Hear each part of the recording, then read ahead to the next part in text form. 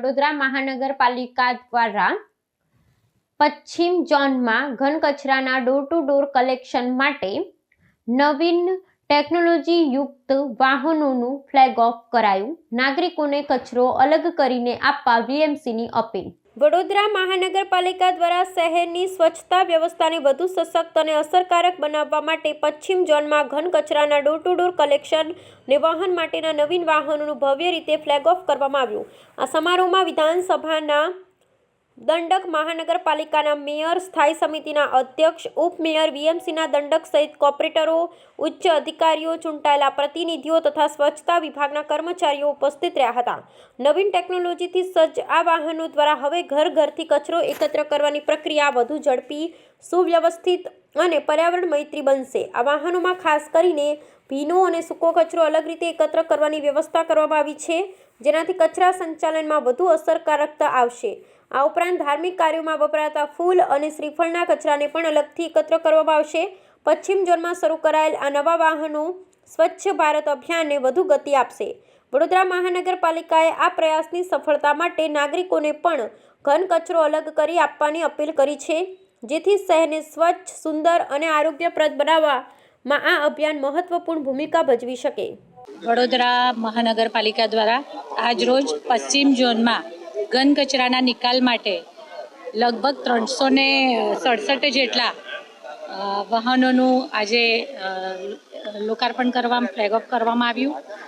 આપણે સૌ જાણીએ છીએ તેમ સમગ્ર શહેરમાં જ્યારે સ્વચ્છતાને પ્રાધાન્ય આપી અને વડોદરા મહાનગરપાલિકા કામ કરી રહી છે, ત્યારે 15મી ઓગસ્ટના રોજ પૂર્વ અને દક્ષિણ ઝોન માટે નવા વ્હીકલ્સ કચરાના આ ડોર ટુ ડોર કલેક્શન માટેના લોકાર્પણ કરવામાં આવ્યા હતા. ત્યારે આજ રોજ પશ્ચિમ ઝોનમાં 367 જેટલા વાહનો, 45 એટલે કે 45 જેટલી રિક્ષા, બીજા સ્પેર વ્હીકલ્સ, આ બધું જ મળીને કુલ 367 જેટલા આજે ડોર ટુ ડોર કલેક્શન માટેના વાહનોનું લોકાર્પણ કરવામાં આવ્યું છે.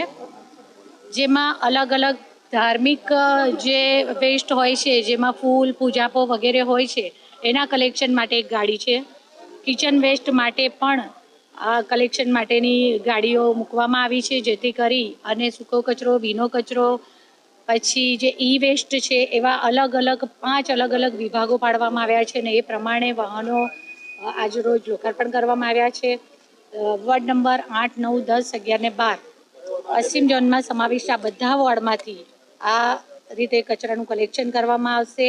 એમાં વીટીએસ અને જીઆઈએસ બંને પદ્ધતિથી, એટલે કે ટેકનોલોજીના ઉપયોગ સાથે આ કામગીરી કરવામાં આવનાર છે. ત્યારે વડોદરા શહેરમાં સ્વચ્છતાની દિશામાં લેટેસ્ટ ટેકનોલોજી અને બધા અપડેટ્સ સાથે કામગીરી થાય અને દરેક સોસાયટીઓને ત્યાં સ્ટીકર્સ લગાવવામાં આવશે, એમનું પણ નોટિફિકેશન કરવામાં આવશે. સોસાયટીના પ્રમુખને મળી અને અમારી જે ટીમ છે તે એક્ટિવિટી પણ કરશે.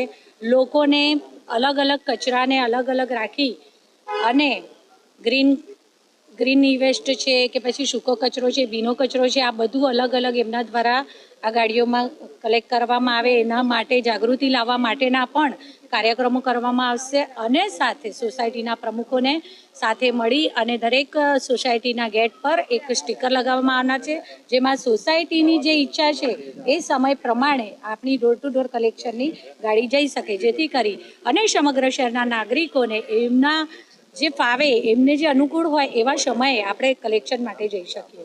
આજરોજ આજના કાર્યક્રમમાં આપણી સાથે ગુજરાત વિધાનસભાના દંડક શ્રી માનનીય બાલુભાઈ શુક્લાજી, સ્ટેન્ડિંગ સમિતિના ચેરમેન શ્રી ડૉક્ટર શીતલ મિસ્ત્રી, ડેપ્યુટી મેયર શ્રી ચિરાગભાઈ, દંડક શ્રી શૈલેષભાઈ, મારા સૌ સાથી સભાસદશ્રીઓ અને સૌ સાથે મળી અને આ કાર્યક્રમમાં ભાગ લીધો. આભાર.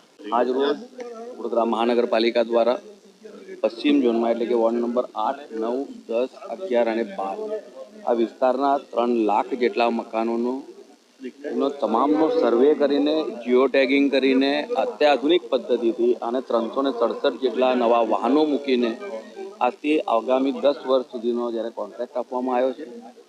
અને એનાથી નાગરિકોની સુખાકારીમાં તો વૃદ્ધિ થવાની જ છે, પરંતુ તેમ છતાંય પર્યાવરણની જાળવણી પણ થશે અને સાથે સાથે જે ઘરના આજુબાજુમાં જે કચરો પડેલો છે તમામ ઉચકાઈ જશે. અને આજે જ્યારે મેયરશ્રીના હસ્તે આ કાર્યક્રમ હાથ ધરેલ છે, ત્યારે વડોદરા મહાનગરપાલિકાને ખૂબ અભિનંદન પાઠવું છું. અને સાથે સાથે તમામ જે કર્મચારીઓ આ કામમાં જોડાયા તેમને પણ ખૂબ આભાર માનું.